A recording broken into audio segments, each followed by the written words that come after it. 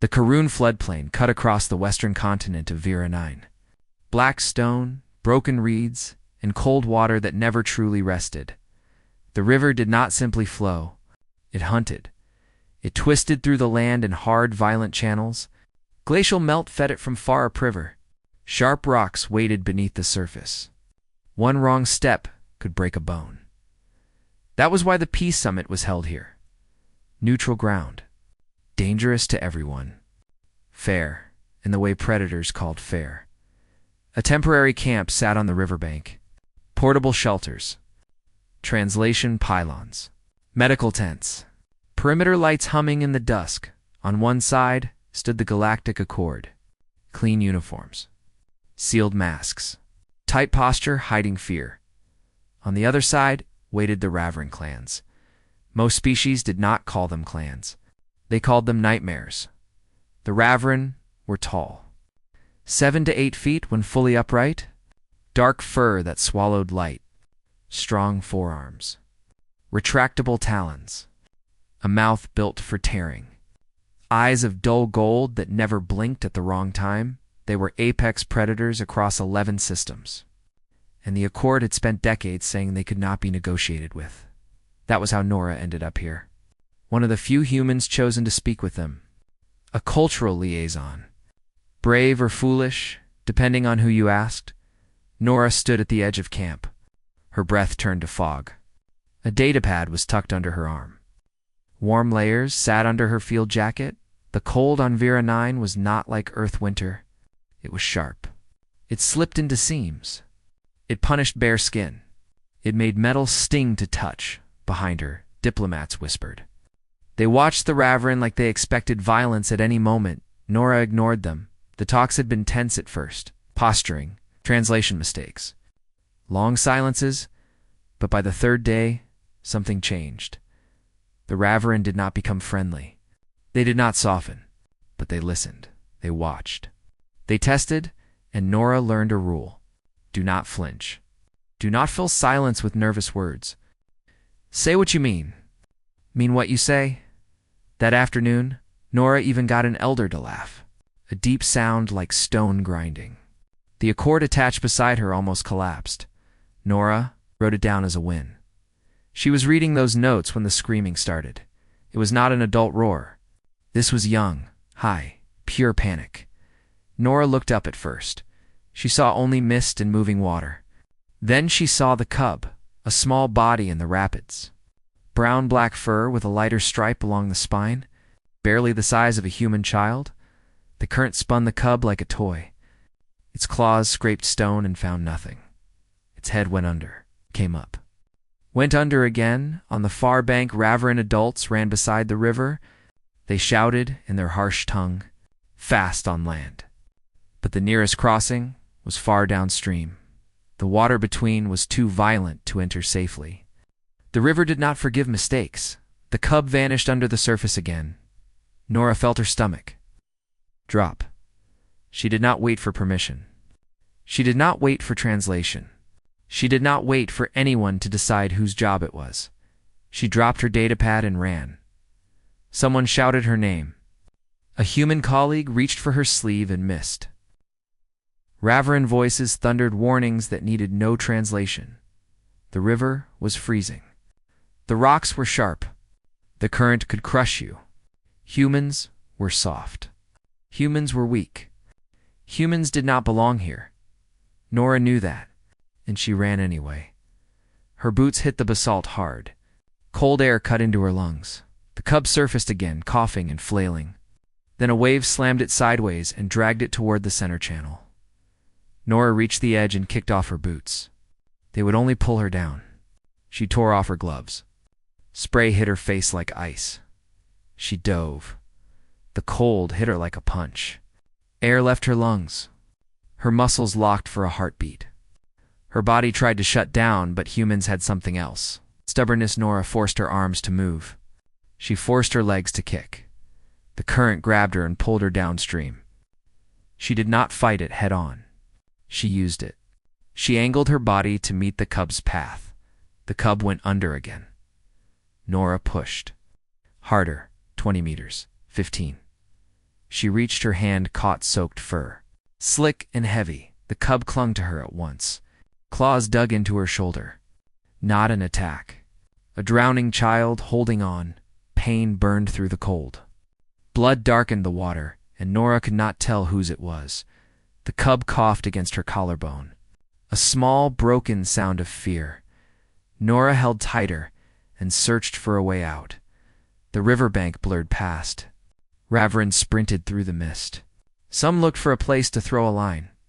Others searched for a shallow angle. But nothing reached far enough. Not in time, and danger was waiting ahead. A roar that grew louder. The sound of falling water. A waterfall, 1/2 kilometer downstream. The river dropped into a gorge. If they went over, it would end. Nora had seconds. She saw a rock spine cutting into the channel. It split the current and made a small, calm pocket behind it. Not safe, not stable, but it was the only chance. Nora kicked with everything left. Her legs felt like lead.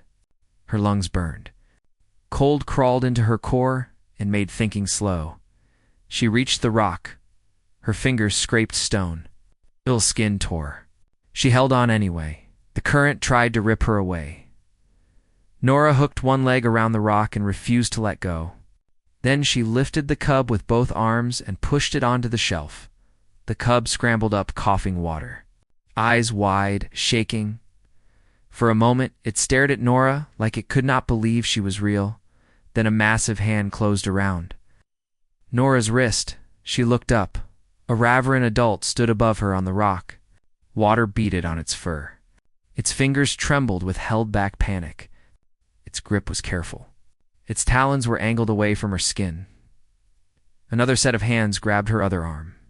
And Nora was lifted from the river as easily as a child being picked up. They laid her on the riverbank. Nora shook hard.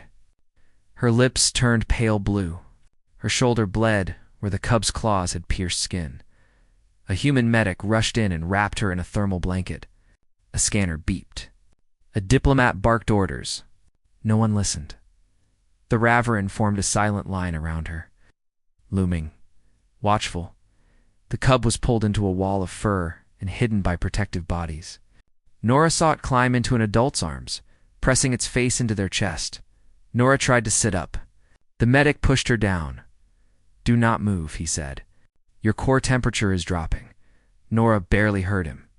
A large Ravran stepped closer, older than the rest, scarred. A clan mark cut in two, a metal band at its neck. A translator drone hovered between them. Lights flickering, the Ravran spoke, low and controlled. Emotion held tight. The translator gave the meaning clearly. "You saved our young."